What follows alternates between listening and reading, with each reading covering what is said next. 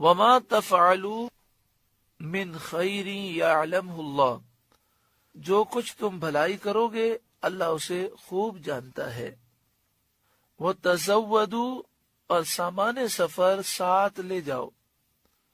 فإن خیر الزاد التقوی، کہ سب سے بہتر توشہ پرہیزگاری ہے۔ یمن کے لوگ جب حج پر جاتے تھے تو سامان سفر اپنے ساتھ لے کر نہیں جاتے تھے۔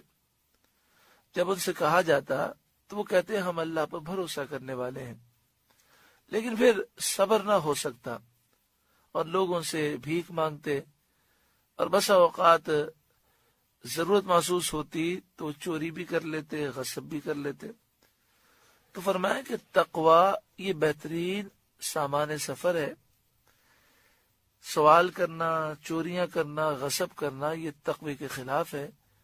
تو جو ضرورت کی چیزیں ہیں وہ ساتھ لے کر جاؤ اور پھر اللہ پر بھروسہ کرو۔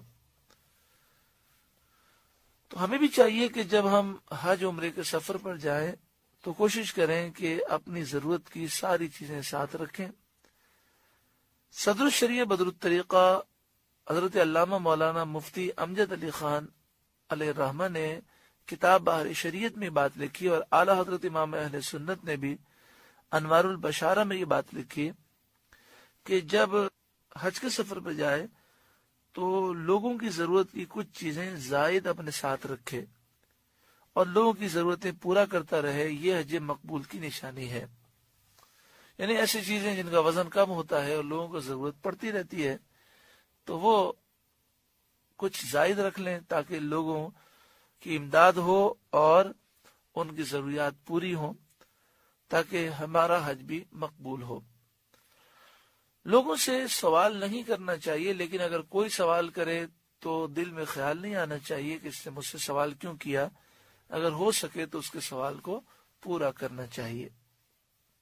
اسی طرح آج کل حج پر جب لوگ جاتے ہیں تو بسا اوقات ان کی مختلف کمروں میں شیئرنگ ہوتی ہے۔ بعض لوگ تو فیملی کے ساتھ جاتے ہیں اور بعض جو ہے وہ کسی کے ساتھ اس طرح جاتے ہیں کہ وہ خود اکیلے ہوتے ہیں اور ایک کمرے میں 5 افراد ہیں، ان میں وہ شامل ہو جاتے ہیں۔ تو اس میں اس طرح لوگوں کی خدمت ہو سکتی ہے کہ محسوس ہوتا ہے کہ کمرے میں جو افراد ہیں ان کی جو ضروری چیزیں ہیں وہ انسان یا تو لے کر جائے یا وہیں سے خرید لے اور کمرے میں رکھ لے، پھر لوگ اسے استعمال کریں، جیسے کنگا ہے، تیل ہے، اسی طرح پانی ہے، اس طرح کی چیزیں کمرے میں رکھ لے اور لوگ استعمال کریں۔ تو اعلیٰ حضرت امام اہل سنت اور صدر الشریعہ کے حکم کے مطابق لوگوں کی اس طرح کی خدمت کرنے سے انشاءاللہ حج مقبول ہوگا۔ فَإِنَّ خَيْرَ الزَّادِ التَّقْوَى، بہترین زاد راہ ہے، توشہ سفر ہے، وہ تقوی ہے۔ انسان کو چاہیے کہ جب وہ یہاں سے نکلے تو سچی پکی توبہ کر کے نکلے اور اپنے دل میں اللہ کا خوف پیدا کرے، کیونکہ اس سفر میں جہاں دیگر سامان کی ضرورت ہے سب سے اہم چیز اس کے دل میں تقوی ہو۔ بعض لوگ یہاں سے توبہ نہیں کرتے اور کہتے ہیں حج کے بعد پھر گناہوں سے دور رہیں گے۔ تو اللہ تعالیٰ نے اتنا مبارک سفر عطا فرمایا تو جانے سے پہلے انسان سچی پکی توبہ کر کے جائے۔ کسی کا قرضہ لیا ہے تو وہ واپس کر کے جائے، اگر واپس کرنے کی طاقت نہیں تو اس سے اجازت لے کر جائے۔ کسی کا مال ناجائز طریقے سے لیا ہے تو اسے واپس کرے، کسی پہ ظلم کیا ہے یا دیگر معاملات کیے ہیں، دل آزاری کی ہے تو اس سے معافی مانگ کر اور صلح و صفائی کر کے جائے۔ وَاتَّقُونِ يَا أُولِي الْأَلْبَابِ، اور اے عقل مندو مجھ سے ڈرتے رہو۔ لَيْسَ عَلَيْكُمْ جُنَاحٌ أَن تَبْتَغُوا فَضْلًا مِّن رَبِّكُمْ، تم پر کچھ گناہ نہیں کہ اپنے رب کا فضل تلاش کرو۔